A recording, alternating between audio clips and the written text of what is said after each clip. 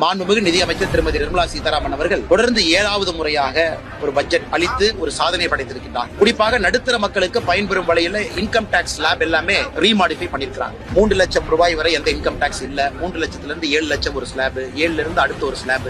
Slab மாற்றியதன் மூலமாக middle class சார்ந்த நம்முடைய சகோதர சகோதரிகளுக்கு அவர்களுடைய பண சேமிப்பு இந்த இன்கம் டாக்ஸ் புதிய ஸ்லாப் மூலமாக நடக்கும். அதையும் மோடி அரசு நிகழ்த்தி காட்டியிருக்கிறார். இது இந்திய அரசியல் வரலாற்றில் முதன்முறையாக பெண்களுக்கும் மகளிருக்கும் மட்டும் 2 முக்கியமான சமுதாயத்தை மையப்படுத்தி 3 லட்சம் கோடி ரூபாய் இந்த பட்ஜெட்ல ஒதுக்கி இருக்கிறாங்க. 1 கோடி இளைஞர்கள் அவர்களுடைய திறன் மேம்பாடு அதை ஊக்கப்படுத்துவதற்காக 1 கோடி இளைஞர்கள் அடுத்த 5 ஆண்டுகள்ல இந்தியாவுடைய தலை சிறந்த கம்பெனில பயிற்சி பெறுவாங்க. 1000 ITI அடுத்த 5 ஆண்டுகள் அப்கிரேட் பண்றாங்க. மிக முக்கியமாக இந்த முத்ரா கடன் 10 லட்சம் ரூபாயிலிருந்து 20 லட்சம் ரூபாயாக உயர்த்தி இருக்கிறார்கள்.